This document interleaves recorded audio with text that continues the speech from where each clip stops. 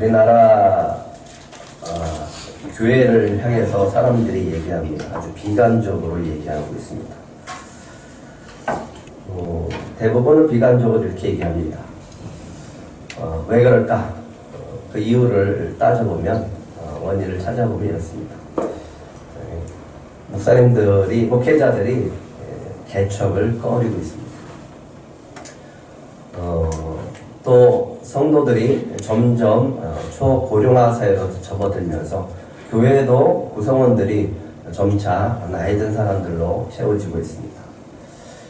젊은 사람들이 세워지면 좋을 텐데 다음 세대들이 점점 줄어가고 있다라는 거예요. 그러면서 교회들이 점점 버틸 힘이 사라지고 있습니다. 안타깝지만 비관적으로 보면서 한국교회의 미래를 보면서 이렇게 생각들 합니다. 지금 교회마저 생존 경쟁을 해야 되는가? 이제 각자 알아서 살아야 되는 그런 시대에 교회가 처했다라고 이야기를 하고 있습니다. 그렇다면 과연 우리 교회는 어떨까라고 하는 겁니다. 사람들은 미래를 예측을 하면서 살아남는 교회들이 있을 거다라고 하는데 그게 크게 두 부류를 얘기합니다. 대형 교회는 여전히 살아남을 것이다. 왜? 그들은 버틸 힘이 있으니까. 그렇다면 또 누가 살아남을 수 있을까를 연구하고 예측하면서 이렇게들 얘기합니다. 자기만의 색깔이 있는 교회, 그 색깔을 잘 드러내는 교회들은 살아남을 것이다 라고 이야기를 하고 있습니다. 그럼 우리 들꽃교회는 어떻게 될까? 과연 우리 들꽃교회의 미래는 어떻게 될까? 저는 우리 교회는 생명력이 있는 교회이기 때문에 살아남을 줄 믿습니다. 어떤 교회가 살아남는가? 그건 다른 거 없습니다. 주님이 원하시는 교회, 그 교회들은 살아남습니다. 그 교회가 바로 건강한 교회입니다. 들꽃교회는 특별히 생명력이 있는 교회이기 때문에 살아남을 줄 믿습니다. 이런 꽃 그림이 있더라고요. 눈 속에서도 눈을 녹이면서도 꽃이 핍니다. 우리는 가을에, 봄, 가을에 피는 꽃이 아니라 겨울에도 눈을 뚫고 나오는 그런 생명력 있는 들꽃교회가 될 줄 믿습니다. 어떻게 해서 2000년 동안 교회가 사라지지 않고 수많은 환난과 고난 속에서 교회는 유지되어지고 지금도 유지되어지고 앞으로도 교회는 살아갈 수 있을까를 우리는 생각해 볼 필요가 있습니다. 2000년 동안 사라지지 않았던 이유가 뭘까? 저는 오늘 사도행전 6장에서 그 비결을 찾고 싶습니다. 주님은 오늘 들꽃교회를 통해서 사도행전 6장의 교회를 모델 삼으라 라고 말씀하고 계십니다. 그러면 사도행전 6장에서 나타나는 이 교회의 특징, 초대교회의 특징, 예루살렘 교회의 특징 두 가지를 뽑으라 라고 한다라고 하면 첫 번째는요, 하나님 나라의 복음이 전파되고 있다라고 합니다. 교회의 가장 하나님께서 원하시는 그 기능은 바로 하나님 나라의 복음이 전파되어지는 이 기능을 감당할 수 있다면 하나님은 반드시 그 교회를 지켜주시고 그 교회를 세워주실 줄 믿습니다. 그 비결이 뭘까? 그러면 하나님 나라의 복음이 끊임없이 전파되어지고 그 교회가 계속 유지될 수 있는 비결이 뭘까? 그것의 가장 큰 핵심은 바로 제자들의 재생산이 이루어졌다라는 겁니다. 앞으로의 그 교회는 오늘 우리 들꽃교회 모델이 되어지고 또 본을 삼아야 될 이 성경은 사도행전 6장이어야 됩니다. 그래서 생존, 앞으로 들꽃교회가 살아남으려면 생존 전략이라고 할 수도 있고, 살아남기 위해서는 어떻게 해야 되는가? 뭐가 재생산되어야 된다고요? 제자가 재생산되어야 됩니다. 우리 1절 한번 같이 읽겠습니다. 1절 시작. 그때 제자가 더 많아졌는데 헬라파 유대인들이 자기의 과부들이 매일의 부재에 빠짐으로 히브리파 사람을 원망하니, 예루살렘 교회에도 문제가 있었어요. 왜 문제가 있을까요? 왜 문제가 있을까요? 교회는 사람들이 모이기 때문에 문제가 있을 수밖에 없는 거예요. 갈등이 생길 수 있다라고 하는 거예요. 갈등이 없는 교회는 지난 시간에 되겠죠. 갈등이 없다. 두 가지입니다. 완전한 하나님 나라가 임했든가 아니면 사람들이 별로 무관심하든가 신경 안 쓰고 살든가. 하지만 제대로 된 교회는 갈등이 있어요. 왜? 사람과 사람끼리 모여있기 때문에. 근데 우리가 여기서 위로를 받아야 됩니다. 초대교회 사도들이 있는 이 초대교회 예루살렘 교회도 뭐가 있었다? 갈등이 있었다. 얼마나 위로가 됩니까? 그죠? 우리 교회도 작지만 갈등이 있잖아요? 괜찮아요. 왜? 초대교회도 그랬는데 뭐.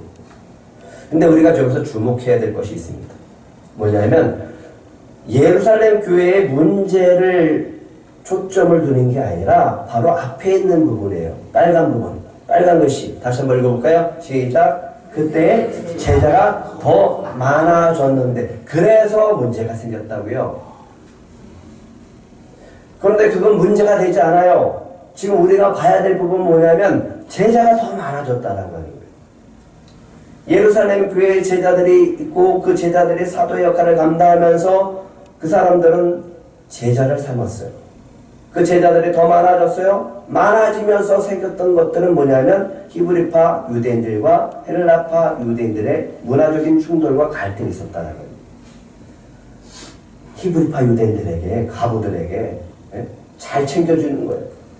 그런데 헬라파 유대인들의 과부들이 그 혜택을 못 받는 거예요. 차별이 생기는 거예요. 그러니까 불평하고 불만이 생겨서 사도들한테 얘기를 하기 시작을 합니다.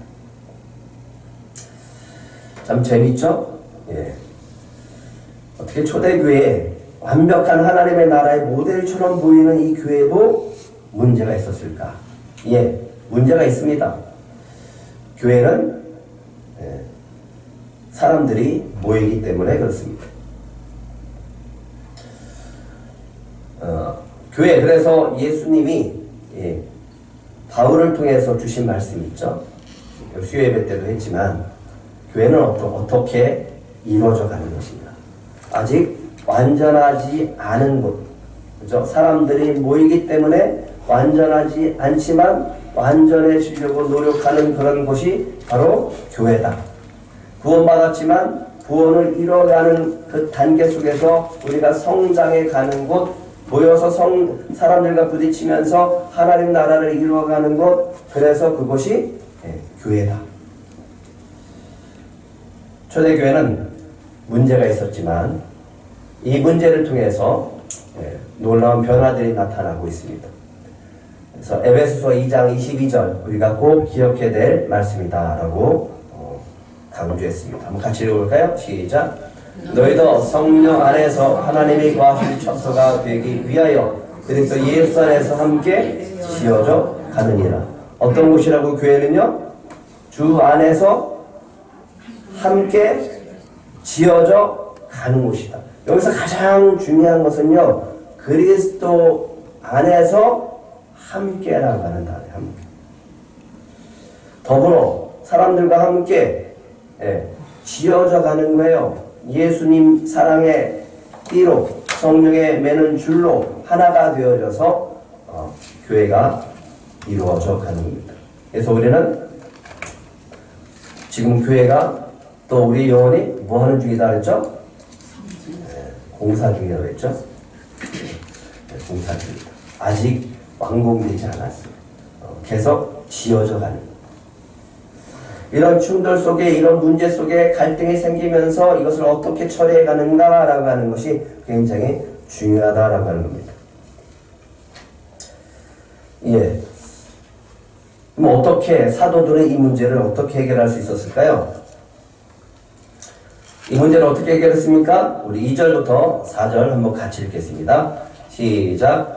12사도가 모든 제자를 불러 이르되 우리가 하나님의 말씀을 제쳐놓고 접대를 일삼는 것이 마땅하지 아니하니 형제들아 너희 가운데서 성령과 지혜가 충만하여 칭찬받는 사람 7을 택하라. 우리가 이 일을 그들에게 맡기고 우리는 오로지 기도하는 일과 말씀 사역에 힘쓰리라 하니 아니 사도들이 앞장서서 이 문제를 해결해야 되는데 사도들이 하는 이 문제를 해결하는 방법은 뭐예요? 제자를 세우는 거예요. 교회 갈등의 문제가 생겼어요. 그럼 갈등의 문제를 사도들이 앞장서서 해결해 나가야 되잖아요. 근데 사도들이 이 문제를 해결하는 방법은 뭐였다고요? 제자를 세우는 거였다니까요. 예. 놀라운 일이 벌어졌어요. 여기에 사람들이 많아졌는데 그 성도들이 많아졌다라고 표현하지 않고 뭐가 많아졌다? 1절에 제자가 많아졌다. 그 제자들 가운데 이제 제자들 가운데 7을 택하라라고 합니다. 해결 방법이 뭐라고요? 제자 세우는 거라고요. 교회 문제를 해결할 수 있는 방법, 가장 우선적인 방법은 다른 게 아니라 제자 세우는데 초점을 두고 있다라고 합니다. 예, 그 중에 7 집사님, 7 제자를 세우는 조건이 있습니다. 첫 번째, 어떤 조건? 형제들 가운데. 3절에 형제들 가운데서. 그러니까 형제들이라고 하는 것은 제자들 가운데서 7 사람을 선택합니다. 그러면 예루살렘 교회의 성도들이라고 표현하지 않고 성경은 제자들이라고 표현합니다. 우리가 뭘 힘써서 되어야 되는지 여기서 나올 수 있는 거죠. 두 번째는요, 뭐가 충만한 자? 예, 성령과 지혜가 충만한 자입니다. 그러면서 사람들에게 칭찬을 받는 자입니다. 인정을 받는 거예요. 그런 사람들이 제자가 되어진 5절에 보면 믿음과 성령에 충만한 자였다라고 기록을 하고 있습니다. 이들을 선택을 합니다. 7을 추천받았어요. 택합니다. 그래서 이 사람들에게 사도들이 하고 있었던 직무를 위임해 줍니다. 어떤 직무요? 12 사도들이 감당했었던 일들이에요. 그것을 위임합니다. 지금까지 집중했었던 것은 구제하는 일이에요. 가난한 자들을 위해서 힘써서 구제하는 일이 있습니다. 그 성도들이 오면 음식을 나눠주고 베풀어주고 교제하는 겁니다. 여기에 다른 번역에 보면 이런 뜻도 담겨져 있어요. 재정을 주려고 했더라.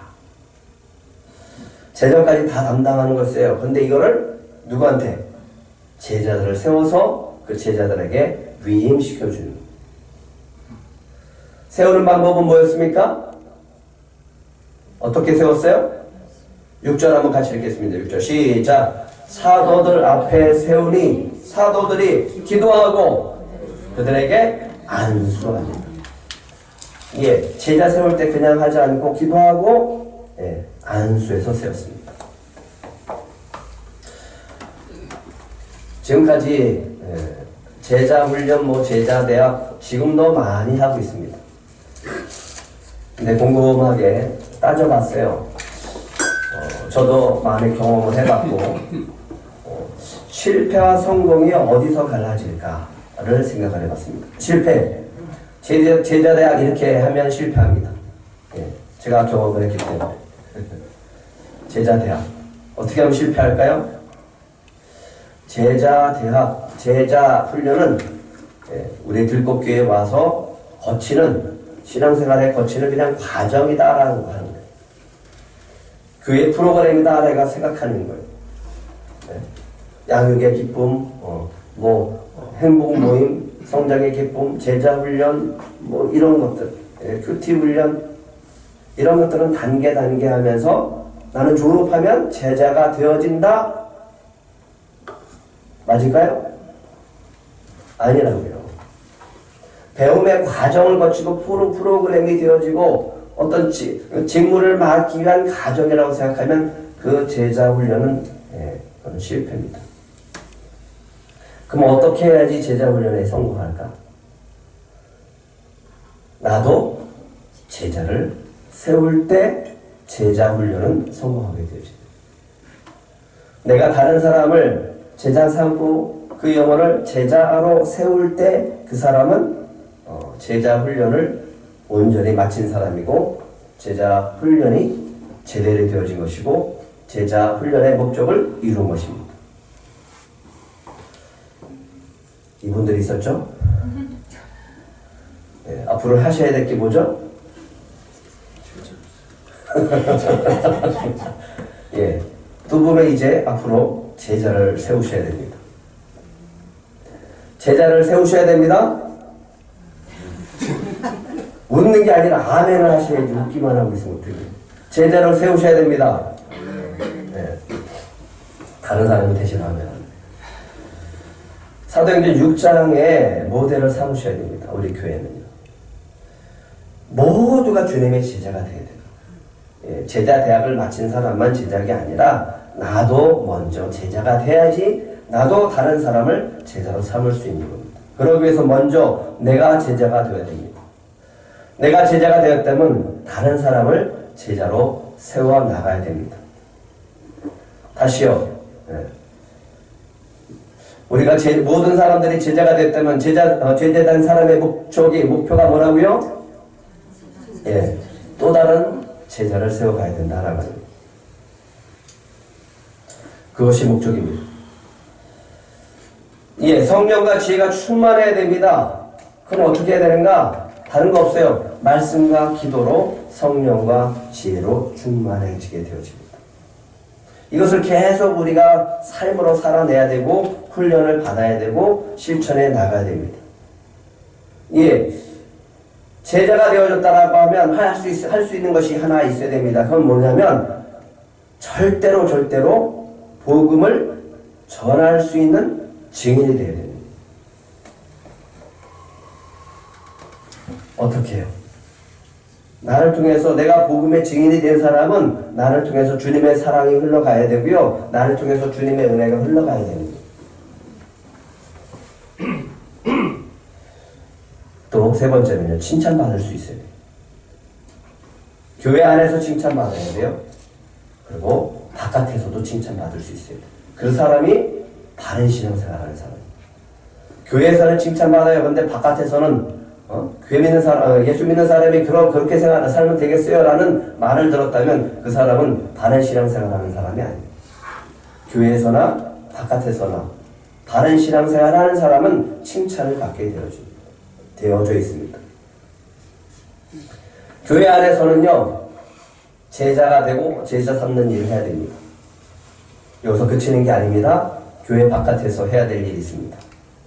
내가 있는 곳, 가정, 직장, 사회생활하면서 사업하는 사람은 사업장에서 천국을 이뤄가는, 다른 사람들에게 천국을 경험하게 만드는 사람, 이 사람이 제자입니다.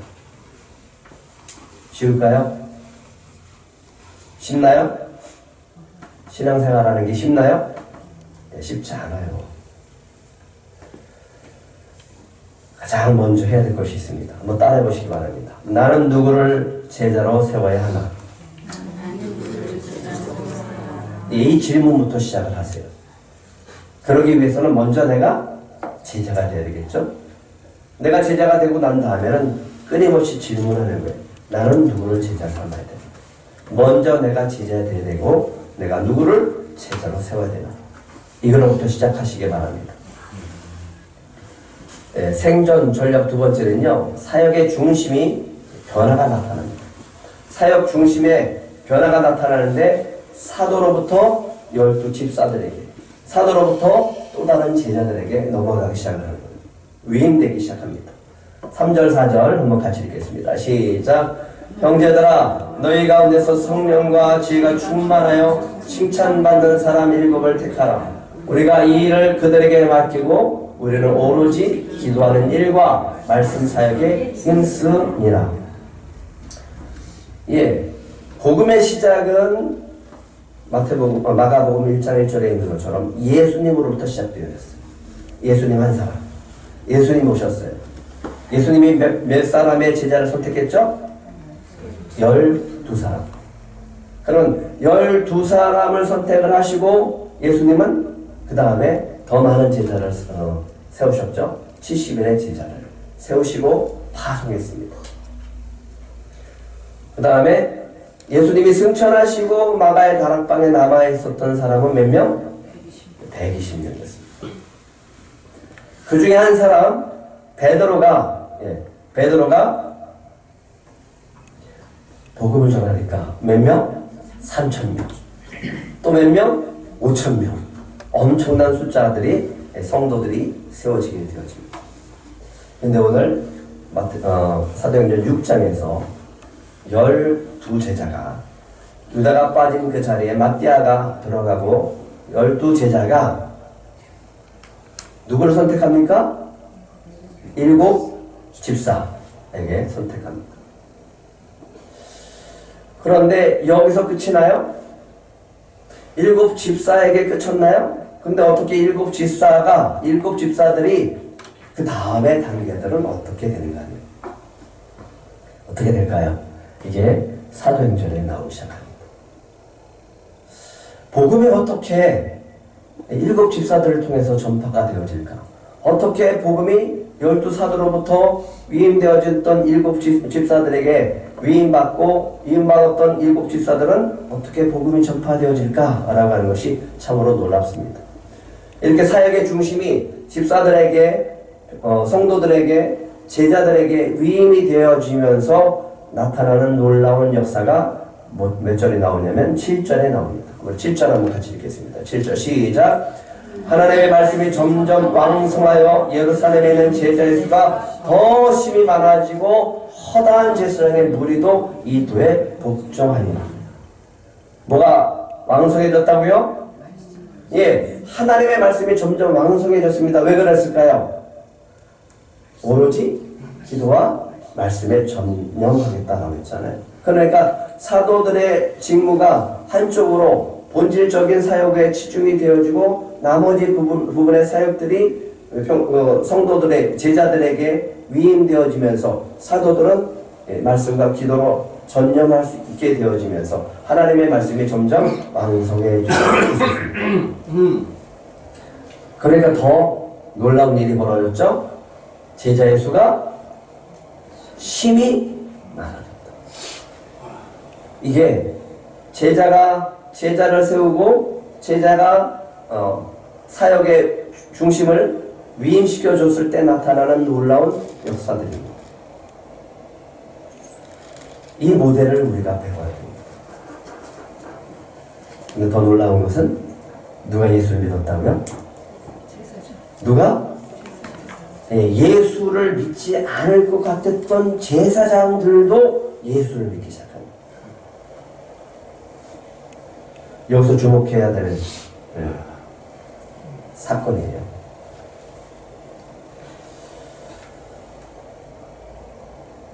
두 제자가 놀라운 일들을 펼치기 시작합니다. 이게 곧바로 스데반이 나오기 시작합니다. 사역 중심이 사도들로부터 스데반 집사에게 넘어가면서 스데반 집사가 하는 일들이 있었습니다. 그냥 구제하고 사람들에게 음식 베풀고 그런 교회 안에서의 일이 아니에요. 이제는 스데반이 바깥으로 나가기 시작합니다. 큰 기사와 표적을 사도들처럼 예루살렘 교회 성도들이 아닌 누구한테? 민간에게, 백성에게 행하기 시작합니다. 놀랍지 않습니까? 교회 안에서가 이루어지는 일이 아니라고요. 교회 안에서 제자로 임명받고 이들은 교회 바깥에서 사역을 감당하기 시작합니다. 9절 10절 자유민들이 있었어요. 많은 자유민들이 와서 회당에 모입니다. 그 회당에서 이런 얘기하고 저런 얘기하고 거기서 은혜 받고 그리고 서로의 유대교회 안에서 삶을 살아갑니다. 그런데 스데반의 회당으로 들어가요. 교회가 아니라고요. 회당에 들어가요. 성전이 아니라고요. 회당에 들어가서 그들과 논쟁을 벌여요. 근데 지혜와 성령으로 말미암아 그가 능히 다하지 못하더라. 논쟁을 했는데 다하지는 거야. 다하지. 그만큼 스데반에게 지혜가 있는 성령으로 충만한 거예요. 그냥 성령으로 충만하나요? 말씀으로 충만하고 복음의 능력을 갖추니까 누구든지 얘기를 해도 다 이길 수가 있는 거예요. 지혜와 성령으로 말할 줄 아는 자, 논쟁에서 이길 만큼 복음의 능력을 가졌기 때문에 그는 나아가서 많은 사람들과 논쟁했을 때 이길 수 있었습니다. 다음 시간에 하겠지만 스데반이 순교하죠? 돌에 맞아 순교합니다. 또 이렇게 목사님 지혜와 성령으로 충만하고 또 복음의 능력이 있어서 돌에 맞아 죽을까봐 저는 피하겠습니다. 이런 소리 하면 안 돼요. 하나님이 쓰시는 사람들이 되어야 될 줄 믿습니다. 스데반의 죽음으로 끝난 게 아니에요. 스데반은 죽었는데 여기서 성경 속에서 놀라운 일이 하나 벌어지는데 뭐냐면 스데반이 죽은 것을 통해서 사람들이 핍박이 이루어지면서 흩어지기 시작을 하는데요. 여기서 놀라운 일은 많은 사람들은 이방인이 아닌 이방에 있는 헬라에 있는 유대인들한테 가서 복음을 전했어요. 근데 스데반의 일로 인해서 어떤 일이 벌어지냐 하면 20장 한번 같이 읽겠습니다. 사도행전 11장 19절 20절 같이 읽겠습니다. 시작. 그때 스데반의 일로 일어나 환난으로 말미암아 흩어진 자들이 베니게와 구브로와 안디옥까지 이르러 유대인에게만 말씀을 전하는데 그 중에 구브로와 구레네 몇 사람이 안디옥에 이르러 헬라인에게도 말하여 주 예수를 전파한다. 유대인의 벽을 뛰어넘어 버렸어요. 이제 이방인에게도 복음을 전하고 거기에 받아들이는 사건을 통해서 안디옥 교회 이방인의 교회 초대 이방인 교회가 세워지는 역사가 나타나요. 누굴 통해서? 스데반의 순교를 통해서. 복음이 헬라인에게 전파되었고요. 이방인 교회가 세워지는 거예요. 누구 때문에? 스데반의 순교 한 사람 때문에. 사역 중심이 빌립 집사에게 넘어갔어요. 사도 빌립 제자에게 넘어갔습니다. 빌립이 사마리아 성에 갑니다. 가서 복음을 전해요. 근데 역시도 기적이 나타나죠. 표적이 나타나죠. 귀신이 떠나가죠. 병든 자가 고침받습니다. 그래서 사마리아에 큰 기쁨이 있었더라 라고 성경은 기록을 하고 있습니다. 사마리아의 전도 누가 있다고요? 빌립이에요. 빌립은요 선교사 일도 감당합니다. 에티오피아 간다에게 네시에게 복음을 전파하죠. 그래서 문헌에 보면 이 에티오피아 네시를 통해서 에티오피아가 기독교를 믿기 시작했다. 교회가 세워졌다라는 이야기가 있습니다. 여러분들도 선교사가 될 수 있습니다. 아니 선교사가 되야 됩니다. 뿐만 아니라 사도행전 21장에 가면요 이 집안이 어떻게 되었는가를 볼 수 있습니다. 바울이 3차 여행을 하고 돌아왔을 때 잠시 이 빌립 집사의 집에 머물게 되어집니다. 근데 성경은 이렇게 얘기합니다. 사도행전 21장 8절 9절 같이 읽겠습니다. 시작. 이튿날 떠나 가이사랴에 이르러 7 집사 중 하나인 전도자 빌립의 집에 들어가서 머무릅니다. 그게 딸 넷이 있으니 처녀로 예언하는 자라. 어떤 자라고요? 딸들이 넷이 있는데 다 예언하는 자. 사도의 가정이 아니라 빌립 집사의 가정이에요. 12 사도의 직무가 7 집사에게 위임되어지면서 나타나는 놀라운 일들의 이 역사가 나타나는 거예요. 예수님 뭐라 그랬어요? 승천하시면서 성령이 임하면 예루살렘과 온 유대와 사마리아 누가 복음 전했어요? 빌립. 땅끝 스데반에 의해서 열려지기 시작합니다. 교회 밖에요. 교회 안이 아니라 이제 사도의 직분을 받은 자들이 제자를 삼으니까 제자로서 살아가는 사람이 교회뿐만 아니라 세상에 나아가서 복음을 들어야 할 자들에게 복음을 전하면서 놀랍게 세상 가운데 하나님의 나라가 임하고 확장되어 나아가고 있다는 말입니다. 일곱 집사가 세워졌습니다. 사역 중심이 변화되어졌습니다. 사도들처럼 기사와 표적이 나타났죠. 이 인종을 넘어요 지역의 벽을 뛰어넘어서 복음이 전파되어지고 있습니다. 예루살렘 교회 바깥으로 복음이 전파되어지고 있고요. 사마리아와 이방인에게 복음이 전파되어지고 있습니다. 뭐 때문에? 사도들이 일곱 집사를 선택하고 그들에게 위임했기 때문에 그렇습니다. 크리스티안 슈바르츠라고 하는 사람이 자연적 교회 성장이라고 하는 NCT에서 출판한 책이 있었어요. 거기에 보면 이 자연적 교회 성장하는 교회들의 특징 가운데 두 가지를 뽑았습니다. 여러 가지가 있지만 그 중에 두 가지를 제가 뽑아봤어요. 첫 번째는요, 이겁니다. 평신도들을 양육하여 사역자로 세우는 지도력 있는 교회. 누가 세워줘야 된다고요? 여러분들이 세워줘야 돼요. 양육받고 제자 훈련을 받아서 여러분이 영적인 리더로 세워줘야지 교회가 어떻게 된다? 성장한다라고요. 기존에는 목사에게 조력자였습니다. 성도들이. 아니, 조력자가 아닙니다. 여러분은 뭐가 돼야 된다고요? 조력자가 아니라 사역자가 됩니다. 여러분 뭐가 돼야 된다고요? 크게 좀 해보세요. 뭐가 돼야 된다고요? 사역자로 세워줘야 됩니다. 여러분들에게 기회를 많이 줘요, 저는. 왜? 그게 성경적인 겁니까? 일을 할 수 있도록, 주의 일을 감당할 수 있도록 길을 많이 열어놓고 여러분들이 한다라고 하면 저는 적극적으로 밀어주는 사람입니다. 제자훈련, 재생산, 리더훈련에 집중하는 교회가 자연적 교회 성장을 이룬다. 두 번째는요, 성도들이 열정적 영성으로 교회를 섬기는 교회입니다. 지식, 끊임없이 우리는 성경에 대해서 가르쳤어요. 지금도 가르치고 있습니다. 근데 이제 갈등이 생겨요. 이거는 성경적인 지식은 이제 온라인으로 좀 하고, 오프라인 쪽에서는 이제 모임을 가지고 실질적인 훈련을 해야 되겠다라고 하는 마음이 생겨졌습니다. 성경적인 지식, 교리에 해박할지라도 다른 사람을 섬기고 배려하고 사랑하지 못하면 성장을 한다 못한다? 할 수 없다. 기대하지 못한다. 만약에 그렇지 않은데도 성장했다라고 하면 거기에는 허수가 있는 거예요. 허수.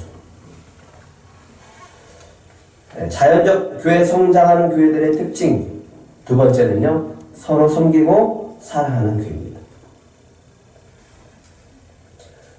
열정적 영성으로 교회를 섬기는 교회, 그 교회만이 부흥할 수 있는, 그 교회만이 건강한 작은 교회 모델이 되어줄 줄 믿습니다.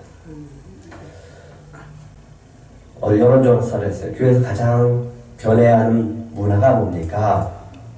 그냥 너무너무 일을 시켜요. 일을 너무 시켜요. 우리가 뭐 일꾼입니까? 여러분의 일꾼입니까? 아니라고요. 사역자라고요. 일꾼이 아니라 여러분은 사역자인 줄 믿으시기 바랍니다. 우리 교회는 어떻게 해야 될까요? 한번 따라해보시기 바랍니다. 모두가 다 사역자다. 1인 1 사역해야 돼요. 내년부터는 1인 1 사역을 해야 됩니다. 다시 한번요. 모두가 뭐라고요? 다 사역자다. 교회 안에서 사역자입니다. 하지만 교회 밖에서도 사역자임을 믿으시기 바랍니다. 그래서 제일 먼저 질문은 어떻게 해야 된다고요? 제일 첫 번째 질문은 뭐라고요? 다시요. 나는 누구를 제자로 세워야 하나? 이 질문을 하셔야 됩니다.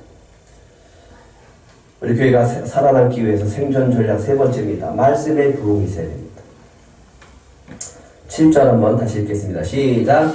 하나님의 말씀이 점점 왕성하여 예루살렘에 있는 제자의 수가 더 심히 많아지고 허다한 지상의 무리도 이되에 복종하니라. 하나님의 말씀이 부흥하니까 나타나는 현상들이 있고요. 복음이 전파되어서 나타나는 현상들이 있는데 이게 뭐냐면 개종하는 겁니다. 5절에 보면 누가 개종했어요? 예, 니골라라고 하는 사람. 이 사람이 어디에 입교했다라고 얘기합니까? 예, 이방 사람이에요. 헬라 사람인데 유대교에 입교했어요. 유대교. 하나님을 믿는 유대교. 근데 이 사람이 개종을 했습니다. 뭘 개종했다고요? 기독교로 개종했어요. 유대교 철저하게 하나님을 믿는 신앙 안에서의 하나님을 섬기는 제사장 무리가 예수 그리스도를 믿고 복종하니라. 개종의 역사가 나타났다. 요즘은 대한민국이 선교지래요. 선교사 파송할 필요 없고 우리나라가 선교지예요. 여러분 다 선교사가 되셔야 됩니다. 예. 안 믿는 사람, 믿다가 지금 방학한 사람 다 선교 대상입니다. 제자의 재생산이 일어나니까 놀라운 일들이 벌어지는데 바로 말씀의 부흥이 일어나고 복음이 전파되어지면서 그들이 변화가 나타나고 개종하는 역사가 나타나요. 이게 하나님의 뜻이니까 그렇습니다. 하나님의 뜻이 있었죠. 예수님이 승천하시면서 제자들에게 말씀하신 명령, 사도행전 1장 8절 같이 읽겠습니다. 시작. 오직 성령이 너에게 임하시면 너희가 권능을 받고 예루살렘과 온 유대와 사마리아와 땅끝까지 이르러 내 증인이 되리라. 제자가 재생산되어지면요, 교회 안에서 뿐만 아니라 교회 바깥으로 하나님 나라가 확장되어져 나갑니다. 뭐의 재생산을 통해서? 제자가 다시 재생산되어질 때. 교회 안에 말씀의 부흥이 일어나면요, 교회 안에서뿐만 아니라 그 부흥의 불길이 바깥으로 나아가서 하나님 나라가 확장되어져 나갈 줄 믿습니다. 앞으로 주님이 행하실 것입니다. 우리 교회를 향해서 기대하시기 바랍니다. 주님이 여러분들을 변화시켜주고 성장시켜 나가실 줄 믿습니다. 여러분을 변화시켜 주실 줄 믿습니다. 여러분을 성장시켜 주실 줄 믿습니다. 그 사람을 통해서 하나님은 반드시 여러분을 통해서 일하실 것입니다. 여러분을 다 사역자로 삼으신 줄 믿으시기 바랍니다. 그럴 때 우리는 건강한 교회의 모델이 되어줄 수 있습니다. 어디부터 시작하라고요? 무슨 질문부터 시작하라고요? 다시요. 시작. 나는 누구를 제자로 세워야 하나? 여러분 다 예수님의 제자이신 줄 믿으시기 바랍니다. 예, 제자 훈련을 받지 않아도 나 예수님의 제자가 되길 원합니다. 그러면 예수님의 제자가 된 줄 믿습니다. 여러분은 다 사역자인 줄 믿으시기 바랍니다. 아유, 목사님 내가 무슨 사역자예요? 아니에요. 교회 와서 헌신하고 주일을 감당하면 다 사역자가 되어지는 겁니다. 여러분 스스로 믿으셔야 됩니다. 주님이 기대하시고 원하시는 것이 있습니다. 한번 따라해 보실래요? 나는 영적인 지도자다. 아유, 목사님 내가 뭘. 예, 그런데 주님은 여러분들을 그렇게 세우시길 원하시는 줄 믿으시기 바랍니다. 그래야 변합니다. 그래야 세상들이 변하고요. 그래야 가정이 변합니다. 먼저 여러분이 변하면 가정이 변하고 여러분이 있는 삶의 장소가 변화되어질 줄 믿습니다. 첫 번째 질문 뭐 하라고요? 나는 누구를 제자로 세워야 하나? 이번 주 미션입니다. 질문해보세요. 물어보세요. 나는 누구를 제자로 세워야 하나? 나는 누구를 제자로 세워야 돼? 먼저 내가 제자가 되어야 되고요. 내 자녀, 내 가족, 내 주변에 있는 사람들 제자로 세워가시기 바랍니다. 그럴 때 사도행전 6장의 역사가 우리 들꽃교회의 역사가 되어질 줄 믿습니다. 오늘 말씀을 생각하면서 잠깐 기도했으면 좋겠습니다.